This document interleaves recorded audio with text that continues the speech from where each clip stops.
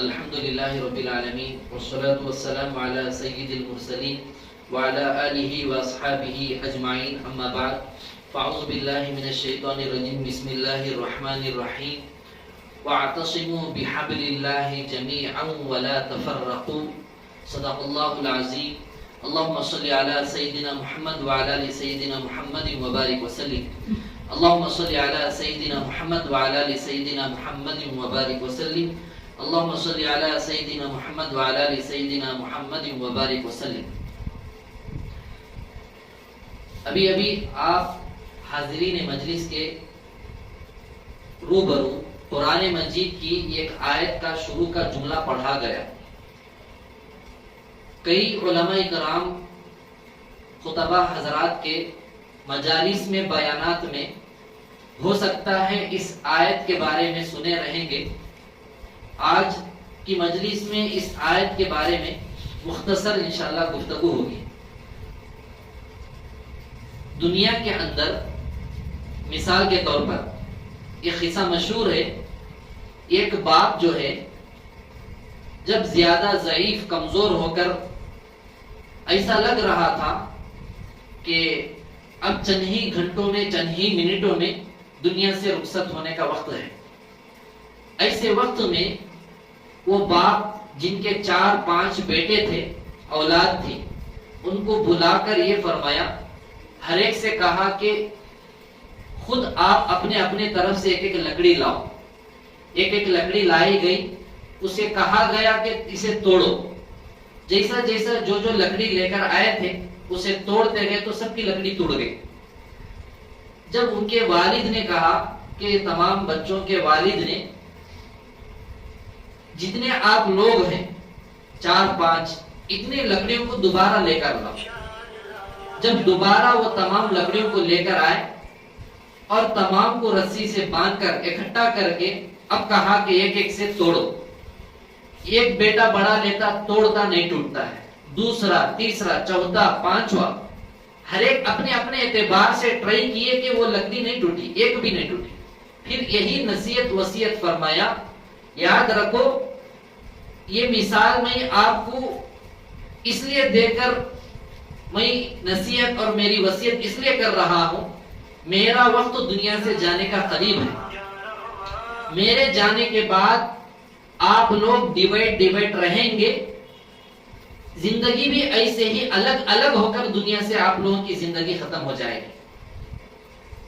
جیسا کہ ایک ایک لکڑی کو آسانی سے توڑ دیا گیا. لیکن اگر آپ میرے بعد جانے کے بعد پورے لکڑیوں کے رسی سے باندھ کر گھٹے کو نہیں توڑا گیا, 5 لوگ مل کر بھی توڑے نہیں ٹوٹا, تو ایسے ہی اگر آپ لوگ آپس میں مل جل کر رہیں گے تو کوئی آپ کو نقصان نہیں پہنچا سکتا ہے.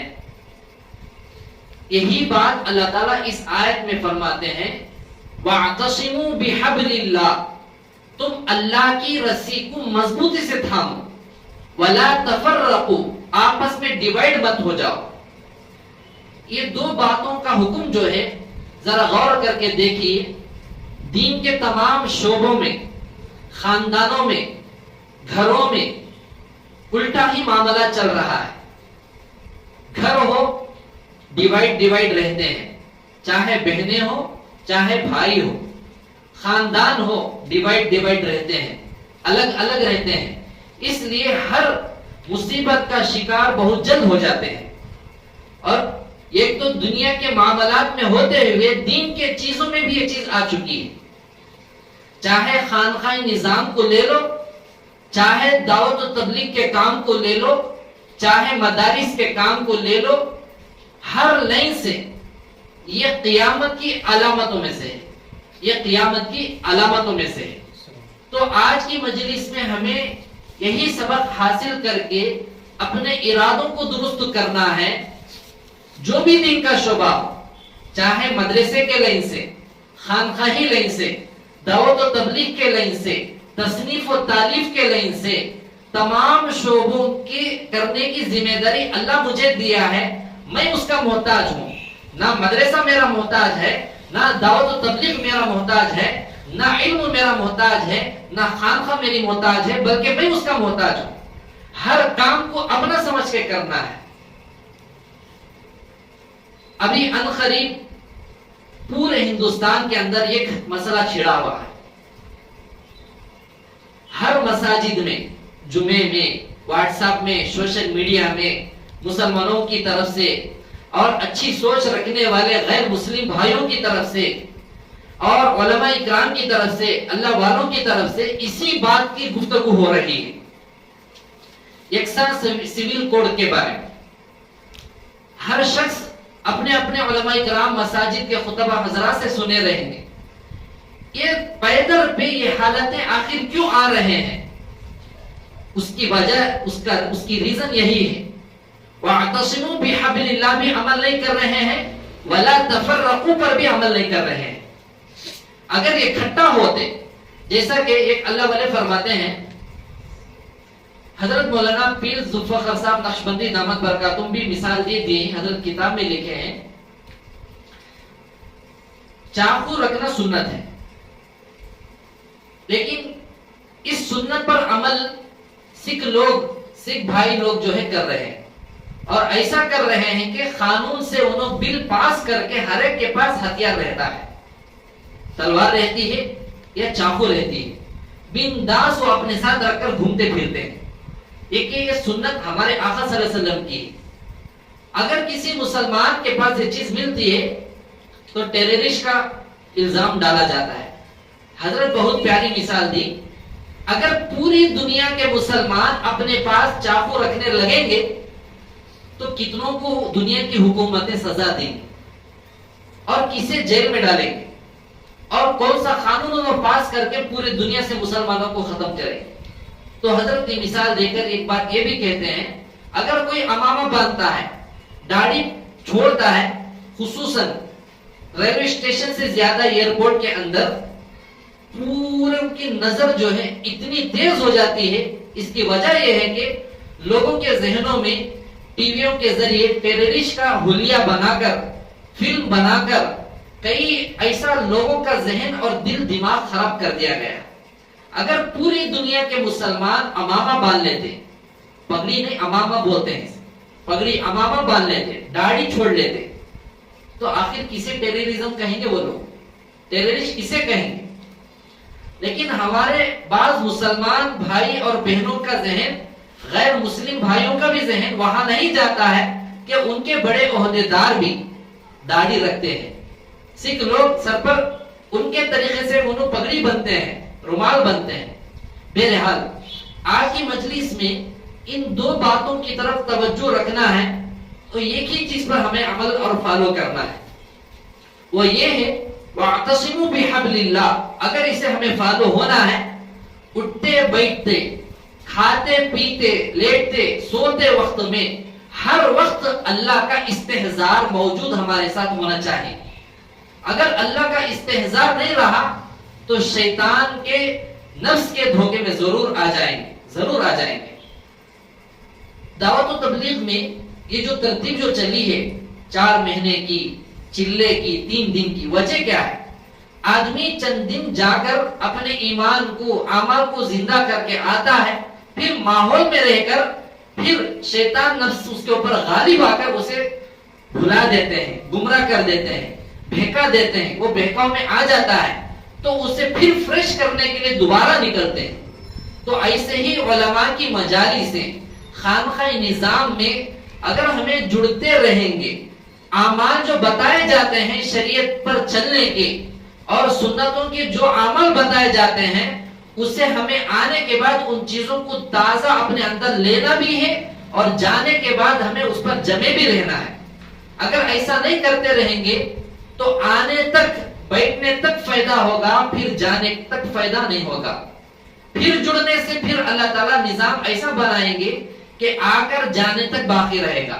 پھر اللہ پھر ایسا نظام بنائیں گے استقامت کے ساتھ بار بار پابندی کرنے سے گھر کو جانے تک باقی رہیں گے. پھر اللہ ایسا بھی موقع دیں گے گھر کو جانے کے بعد اپنے کاروبار میں جانے تک بھی باقی رہے گا. پھر اللہ ایسا نظام اور ایسی توفیق دے دیں گے ایک مجلس میں حاضر ہو کر دوبارہ مجلس میں آنے تک اللہ اسے اچھے اچھے اعمال کو کرانے پر لگ جائیں گے تو دھیرے دھیرے دھیرے اللہ تعالیٰ کا اسے قرب حاصل ہوتا رہے گا. وہ دن دور نہیں اللہ اسے صاحب نسبت بنا دیتے ہیں. اس لیے آپ لوگ آج کے ماحول میں زیادہ تر ان چیزوں پر توجہ دیجیے کہ طبقے طبقے میں، گاؤں گاؤں میں، سٹیوں میں، شہروں میں علم کے، دین کے لوگ امت پیاسی ہے، لیکن ہمیں صحیح چیزوں کو لینے والے بننا ہے. صحیح چیزیں دینے والے جو ہوتے ہیں ہمیں ان کو پرکھ کر، جان کر ان کو فالو نہیں بلکہ سنتوں کو فالو ہوتے ہوئے ان سے عقیدت اور محبت ہماری ذمہ داری ہے رکھنے کی. یہی ہوتا ہے علماء حق کی مجالس میں بیٹھنے کے بعد اللہ تعالیٰ نے دلوں کو، زندگیوں کو، اعمال کو بدل دیتے ہیں، اللہ ان کو بدل کے رکھ دیتے ہیں. تو ایسی مجالس میں جو ذکر کی پابندی جو ہوتی ہے، کیوں ہوتی ہے؟ ہفتہ واری ہمارا جو جو عمل ہوا ہے اس کی برکت سے وہ اللہ اسے قبولیت سے نوازتے ہیں. حضرت مولانا شاہ ابرار الحق رحمت اللہ علیہ اور کئی اکابر یہ بات ضرور کہے ہیں، ہمیں نماز پڑھتے ہیں، دعاؤں کو مانگتے ہیں، دین کا کام کرتے ہیں، ہر عمل کرتے ہیں، لیکن اللہ تعالیٰ نے درود شریف کے علاوہ تمام اعمال کو اللہ چاہا تو ہی قبول کرتے ہیں، اللہ نہیں چاہا تو قبول نہیں ہوتے. یہ بات یاد رکھیں. لیکن درود شریف کی برکت اور اللہ ایک معجزہ ہمارے آقا صلی اللہ علیہ وسلم کو ایسا عطا فرمایا ہے، درود شریف وضو کے ساتھ، بغیر وضو کے نماز میں، وضو کے ساتھ تشہد میں، خیر آخرہ میں بیٹھنے کے بعد جو درود ابراہیم پڑھتے ہیں وہ درود ہو یا کوئی درود ہو، نماز کا درود ہو، نماز غیر نماز میں درود ہو، وضو کے ساتھ، وضو کے بغیر، نیند کی حالت میں، ناپاک ہو کر، کسی بھی حالت میں اگر کوئی درود شریف پڑھتا ہے وہ درود شریف اللہ کے یہاں قبولیت رکھتا ہے، قبولیت رکھتا ہے. تو یہ بات کو سامنے رکھ کر سمجھے. اس بات کو ہمارے مشائخ فرماتے ہیں ہمارے دنیا کے جتنے بھی اعمال ہیں، جتنے بھی، اور ایک کئی بہت بڑا مجمع ایسا بھی ہے، کئی جگہوں میں ہمارے شہر میں بھی غریبوں کی مدد کرتے ہیں، ہیلپ کرتے ہیں، کئی ہیں، ٹرسٹ ہیں، یہ تمام جو بھی کر رہے ہیں ان کی قبولیت جو ہے خانقاہوں سے جڑنے کے بعد ہی ہوتی ہے. قبولیت کا وجود موقوف ہے خانقاہوں میں جڑنے کے بعد، جڑنے پر. وجہ کیا ہے؟ یہاں پر جڑنے کے بعد خانقاہوں میں کون سے بھی ہو، حق پرست خانقاہ شریعت پر جو چلنے والی ہو، وہاں سے جڑنے کے بعد اپنے اندر اخلاص آتا ہے. اخلاص جب آتا ہے وہ للہ کرنے والے ہوتے ہیں، اللہ کو راضی کرنے کی نیت سے کرتے ہیں. اس لیے تمام حاضرین سے گزارش ہے، جو آیت پڑھی گئی وَاعْتَصِمُوا بِحَبْلِ اللَّهِ جَمِيعًا وَلَا تَفَرَّقُوا، آپ تمام کے تمام اکٹھا اللہ کی رسی کو مضبوطی سے تھامو اور اپنے ساتھ جمے رہو، جدا جدا، ڈیوائڈ اور گرو ایسے پارٹیاں جماعتیں مت بناؤ. تو اس لیے آپ لوگ اپنے گھروں میں، اپنے محلے میں، اپنے شہر میں، جہاں کہیں بھی ہو، ہمیشہ ایک ہو کر رہنا ہے اور ہمارے اعمال میں بھی ہمیں مضبوطی سے ایک ہو کر رہنا ہے. دل میں آیا عمل کریں گے، دل میں آیا نماز پڑھیں گے، دل میں آیا جماعت میں جائیں گے، دل میں آیا مجلس کو جائیں گے، دل میں آیا تہجد کو اٹھیں گے. ایسا نہیں ہے. مضبوطی سے استقامت کے ساتھ ہر عمل کو ہمیں کرنے والے بننا ہے. تو اس لیے ذکر کی مجلس سے پہلے جو باتیں ہوتے ہیں یہ اصلاح کے لائن سے ہوتے ہیں، اصلاح کی نیت سے ہوتے ہیں. اگر اس کے اندر جو عمل، جن باتوں پر ہمیں عمل کر رہے ہیں اللہ کا شکر ادا کرنا ہے، جن پر عمل نہیں ہو رہا ہے ارادہ کر لینا ہے انشاءاللہ ابھی سے ان اعمال کو، ان باتوں پر میں عمل کرنے والا بن جاؤں گا. دعا کرے کہ اللہ تعالیٰ جو بھی بات کہی گئی ہے، سنی گئی ہے، اللہ تعالیٰ کہنے والے کو اور سننے والوں کو اس پر 100% عمل کی توفیق نصیب فرمائے.